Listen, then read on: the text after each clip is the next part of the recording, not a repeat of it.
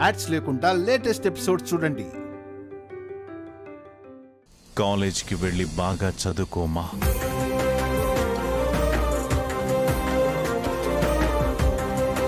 జాగ్రత్తగా వెళ్ళిరామ్మా.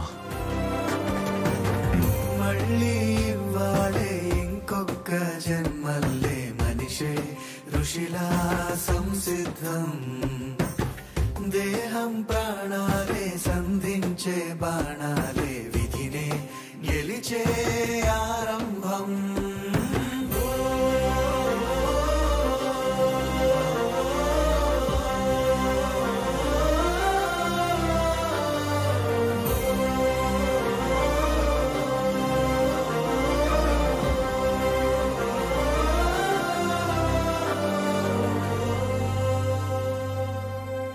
బావా, రామలక్ష్మి, మామయ్య నువ్వు చదువుకోవడానికి ఒప్పుకున్నారు. నువ్వు చదువుకోవడానికి ఇంకా ఏ అడ్డంకులు లేవు. ఈ ఒక్క రోజుతో నీలో ఉన్న ధైర్యం ఆగిపోకూడదు. ప్రతిరోజు ప్రతి విషయంలో ఈ ధైర్యం ఉండాలి. All the best Ramalakshmi. బాగా చదువుకో అండ్ బాగా ప్రాక్టీస్ చేయి. ఓకే బావా.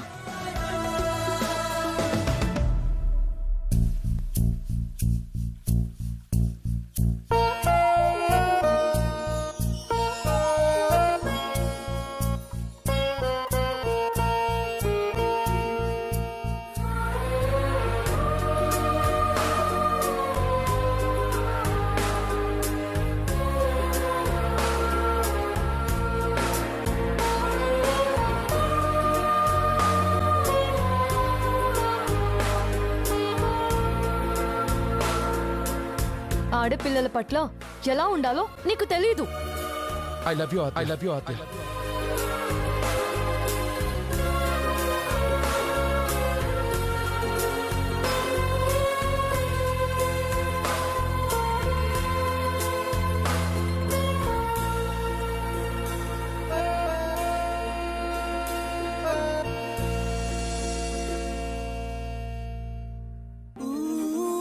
గ్రేట్ రామలక్ష్మి, బాగా మాట్లాడావు.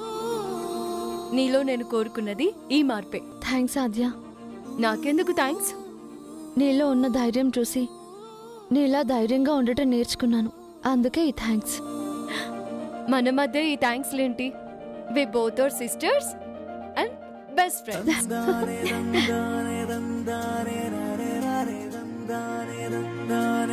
చలో రా.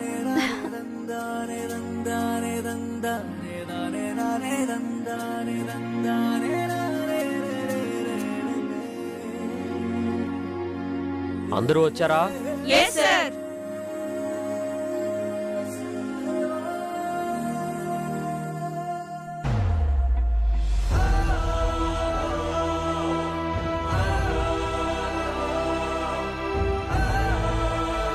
సారీ సార్, కొంచెం ఆలస్యమైంది. టైం వాల్యూ తెలుసా నీకు? టైం మన కోసం ఆగదు. అనుకున్నది సాధించాలంటే ఆ టైం వెనకాల మనమే పరిగెత్తాలి. అలా పరిగెత్తడం ఇప్పటి నుంచే మొదలుపెట్టు. పోయిన కాలాన్ని అందుకోవాలంటే ముందు కాలం విలువ తెలియాలి. అయిన ఆలస్యానికి ముందు గ్రౌండ్ చుట్టూ 3 రౌండ్లు వేయి. అప్పుడు కష్టం విలువ తెలుస్తుంది. కష్టం ఒక్కటే కాలం విలువని తెలియజేస్తుంది. గో. సార్, ఇంకెప్పుడు చేయను sir. Just do what I said. Go.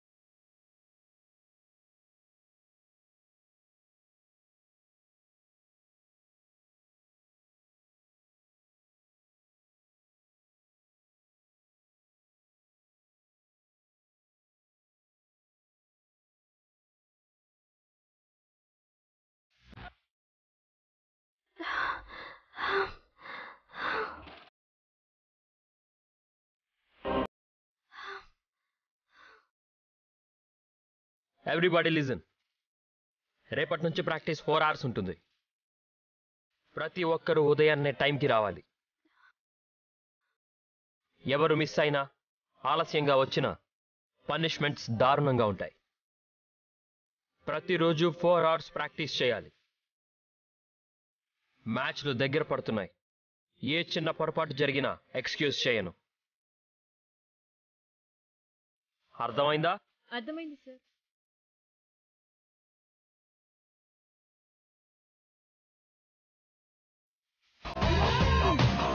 నోట్తో చెప్పలేవా? అర్థమైంది సార్. గట్టిగా.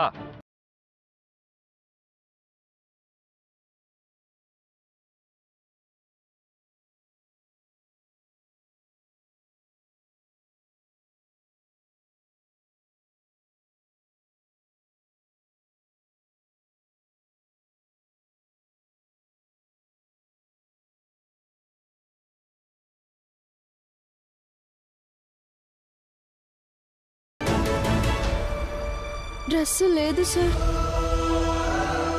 వాట్? నువ్వు ఇంకా డ్రెస్ కొనలేదా? నీకు అస్సలు రెస్పాన్సిబిలిటీ లేదా? నీకు ముందే చెప్పాను కదా డ్రెస్ కంపల్సరీ అని. ఆయన డ్రెస్ ఎందుకు తీసుకోలేదు? గేమ్ అంటే ఇంట్రెస్ట్ లేదా? లేదా కోచ్ మాట లెక్కలేదా? చూడు రామలక్ష్మి, రేపు నిన్ను స్పోర్ట్స్ డ్రెస్లో చూడాలి. స్పోర్ట్స్ డ్రెస్ లేకుండా వచ్చావో నీ అడ్మిషన్ క్యాన్సిల్ చేయించి ఇంటికి పంపిస్తాను. సార్. అర్థమైందా? అర్థమైంది సార్. అర్థమైంది sir. You can go now.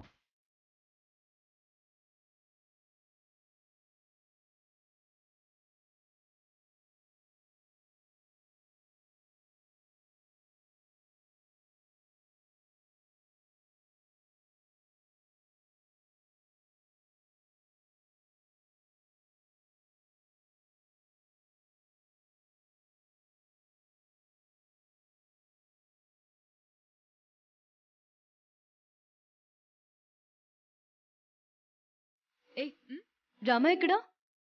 Hockey గ్రౌండ్కి వెళ్ళింది, ప్రాక్టీస్ ఉందని. హాయ్ రామా. హాయ్ ఆద్య. పదండి క్యాంటీన్కి పదండి. నిప్పు లేనిదే పొగరాదంటారు. ఆ అమ్మాయి రెచ్చగొట్టుకుపోయింటే వాడు దాడెందుకు చేస్తాడు?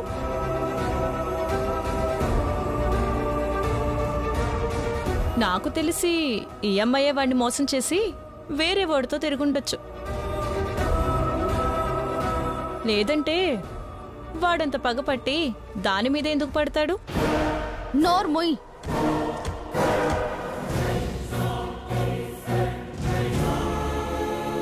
నువ్వు ఇంకొక మాట మాట్లాడావంటే పళ్ళు రాళ్ళు కొడతా. ఏం మాట్లాడుతున్నావో నీకు అర్థమవుతుందా? అసలు నువ్వు ఆడపిల్లవేనా? ఒక ఆడపిల్ల వయ్యుండి ఇంకో ఆడపిల్ల గురించి అలా మాట్లాడడానికి నీకు సిగ్గులేదు? తప్పు చేసిన వాడిని వదిలేసి వాడి చేతిలో బలైన అమ్మాయి గురించి చెడుగా మాట్లాడతావా? వాడు ఆ రోజు అమ్మాయి మీద దాడి చేసి ఉండొచ్చు. రేపు వేరే అమ్మాయి మీద చేస్తే, పోనీ నీ మీద చేస్తే ఏం చేస్తావు? ముందు వాడికి బుద్ధి ఎలా చెప్పాలో అదే ఆలోచించండి. వాడికి శిక్ష పడాలి అని కోరుకోండి. దాన్ని వదిలేసి ఒక అమ్మాయిని ఆడిపోసుకోవడం కరెక్ట్ కాదు. అసలు దాడికి గురైన అమ్మాయి గురించి ఒక్కసారైనా ఆలోచించారా? మరి వాళ్ళ కుటుంబం గురించి ఆలోచించారా? వాళ్ళు ఎంత బాధపడుతున్నారో దాని గురించి ఆలోచించారా? అదే ప్లేస్లో నువ్వు ఉంటే నీకు తెలిసేది ఆ బాధ ఏంటో. ఇంకోసారి ఏ విషయం గురించైనా మాట్లాడేటప్పుడు ఒళ్ళు దగ్గర పెట్టుకుని జాగ్రత్తగా మాట్లాడు. పదాద్య. ఏంటి రామలక్ష్మి, నువ్వు అంతా ఆవిస్పడిపోయావు? నేను కాబట్టి మాటలతో వదిలేశాను. అదే మా ఆద్య అయితే కొట్టి మాట్లాడేది.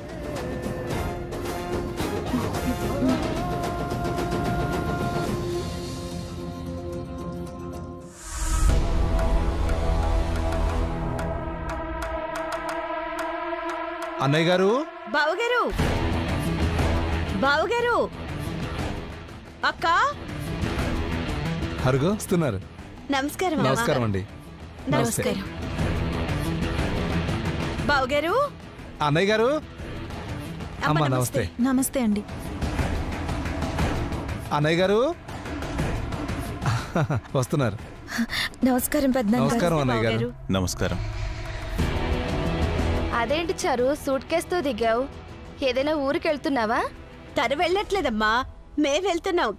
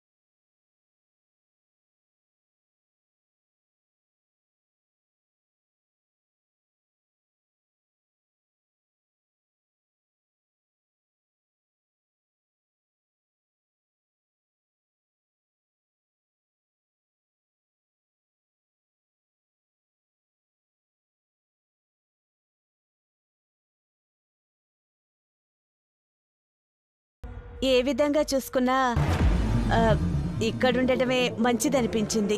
అందుకే ఇక్కడ ఉంచి వెళ్దామని వచ్చాం.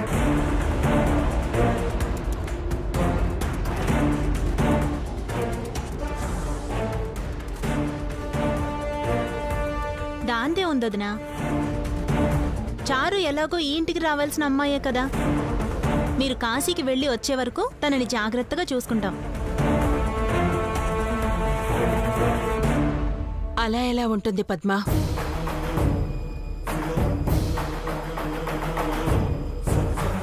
నిశ్చితార్థమే కదా అయ్యింది, పెళ్లి కాదుగా.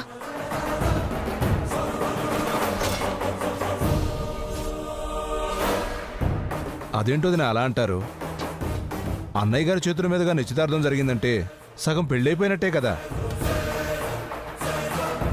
అన్నయ్య గారు మామూలుగా మాటిస్తేనే పెళ్ళైపోయినట్టు, అలాంటిది నిశ్చితార్థం చేశారు. కాదంటారన్న నమ్మకంతోనే తీసుకొచ్చాం.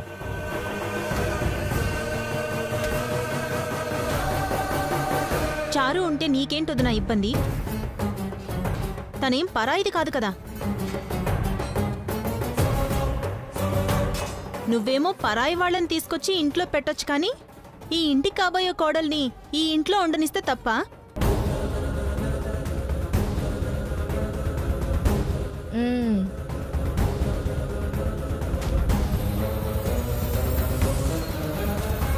దానికి దీనికి సంబంధం ఏముంది పద్మ? ఆపండి. మన స్వభావం ఎలాంటిదో మనం మాట్లాడే మాటలు చెబుతాయి. మన సంస్కారం ఎలాంటిదో మన కుటుంబాన్ని చూస్తే అర్థమవుతుంది. వాళ్ళు తనని పద్ధతిగా ఉంచాలని కోరుకుంటున్నట్టున్నారు. మన ఇంట్లో పద్ధతులు తనకు అలవాటు చేయండి, నేర్చుకుంటుంది.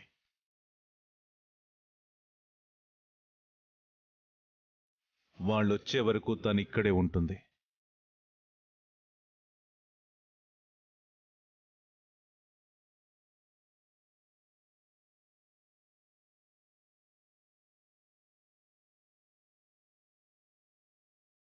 చారు, బుద్ధిగా చదువుకోమ్మా. అలాగే పెద్దనాన్న గారు.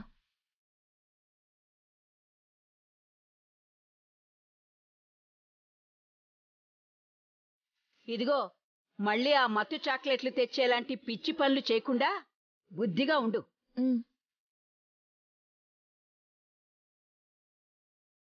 నేను వెళ్ళి ఏర్పాట్లు చూస్తా. అలాగే.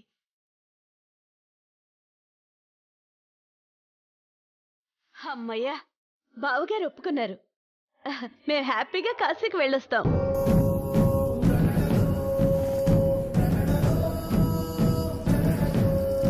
వదిన గారు, నా కూతురు జాగ్రత్త. చారు ఇప్పుడు నా కోడలు, మీరేం కంగారు పడకండి. చెల్లెమ్మా, నువ్వు మాట తప్పకుండా ఇదే మాట మీద ఉండు. మాట తప్పడం ఏంటన్నయ్య? ఆయన అలాగే అంటారులే వదినా. ఏదో ఒకటి మాట్లాడకపోతే ఆయనకి మనశ్శాంతి ఉండదు. ఇంత గొప్ప సంబంధాన్ని ఎవరైనా చెడగొడతారేమోనని ఈయన భయం. మీకెలాంటి భయాలు అక్కర్లేదన్నయ్య. ఎవరు అడ్డొచ్చినా ఈ పెళ్లి ఆగదు.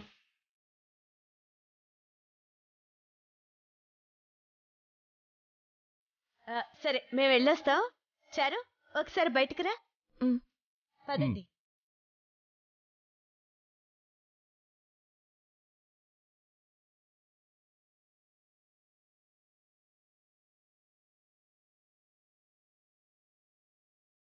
చూడు, ఏదో ఒక విధంగా నిన్ను ఇంట్లో ఉండేలా చేశాం. ఇక నీ తక్షణ కర్తవ్యం గుర్తుందిగా? ఆ ఆద్యను బయటికి గెంటేయడం. సీనుకి నువ్వు దగ్గరవ్వాలి. ఆ ఆద్యను దూరం చేయాలి. సీను ఆ ఆద్యాన్ని మర్చిపోయేలా చేయాలి. ఆ ఆద్యనే శ్రీనును లవ్ చేస్తుందని అందరూ నమ్మేలా చేయాలి. ఆ ఆద్యాన్ని ఇంట్లో నుంచి గెంటేసే సమయానికి సీను మనసులో నువ్వే ఉండాలి. ఏది ఏమైనా ఈ ఇంటికే నువ్వు కోడలివ్వాలి. అయ్యేలా చేసుకోవాలి. అలాగే అమ్మా.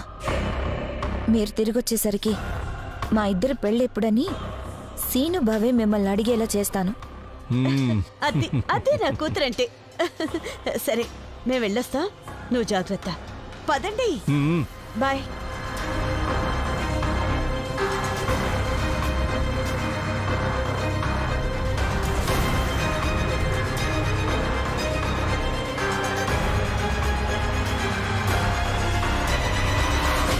ఏమ్మా, ఏం చెప్పారు మీ అమ్మ నాన్న?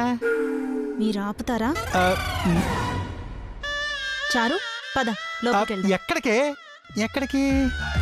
మన గదిలోకి. గదిలోక? మన గదిలోక? అవును. చారు మన గదిలోకి ఎందుకే? అసలే మంద చిన్న మంచం. మీరు కింద పడుకోండి, నేను చారు పైన పడుకుంటాం. రా. అది కాదు పద్మం, మన రూమ్ లో దోమలు ఎక్కువ ఉంటాయి కదా. ఓ పని చేద్దాం, శివరాం రూమ్ లోకి పంపిద్దాం. నా దగ్గర మీ గదిలో కంటే మా గదిలో దోమలు ఎక్కువ ఉన్నాయి.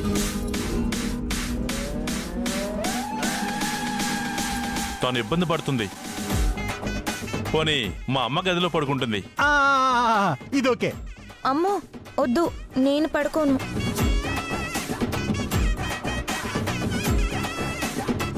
ఏం చేద్దాం అబ్బా? ఎస్, మనం ఒక ఆట ఆడదాం.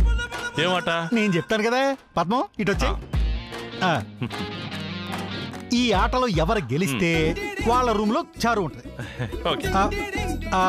అత్తయ్య లేరు కాబట్టి అత్త బదులు నువ్వే ఉండు చారు. ఆట న్యాయంగా ఆడాలి. అగ్గిపెట్టి గిగ్గిపెట్టి కోడి కొంగ పిల్లి పీసు డామ్ డూమ్ చుస్సు. అమ్మయ్య, నేను సేపు. నేను ఊడిపోయాను కాబట్టి నేను సేపు. మాది కూడా. పద్మం, మనం మన రూమ్ సేపు. ఇప్పుడు మీరిద్దరు ఎవరికి వెళ్తారు చూద్దాం. అగ్గిపెట్టి గిగ్గిపెట్టి కోడి కొంగ పిల్లి పీసు డామ్ డూమ్ తుస్సు. అంటే బాగా ఓడిపోయాడు కాబట్టి చారు నువ్వు బామ్మ రూమ్ లో పడుకో. అదేంటి బావా, గెలిచిన వాళ్ళ గదిలో కదా చారు ఉండాల్సింది. అది ఇప్పుడు ముగ్గురు ఉన్నప్పుడు, ఇప్పుడు ఇద్దరే కదా. మరి ఇప్పుడు మీరు ఇద్దరు ఉన్నారు కదా, రూల్ మారిపోయింది అనమాట. నీకు చెప్పలేదా? మర్చిపోయి ఉంటాను. కాబట్టి బామ్మరిదే చారు నువ్వు మా బామ్మరి రూమ్ లో పడుకో. పద్మం, నువ్వు పద మన రూమ్ లోకి వెళ్ళిపోదాం. అది కాదు, నేను చెప్తాను పదా. నేను చెప్తాను కదా బావా. నిన్నే మన రూమ్ లో తను ఇబ్బంది పడుతుంది. తనకి ఇబ్బందా మీకు ఇబ్బందా? రాచారు.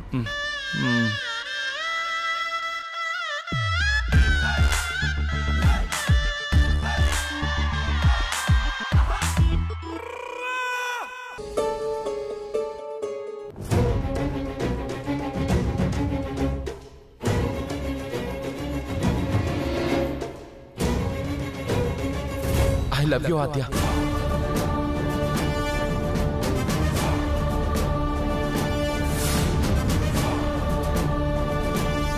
నన్ను పెళ్లి చేసుకుంటావా ఆద్య?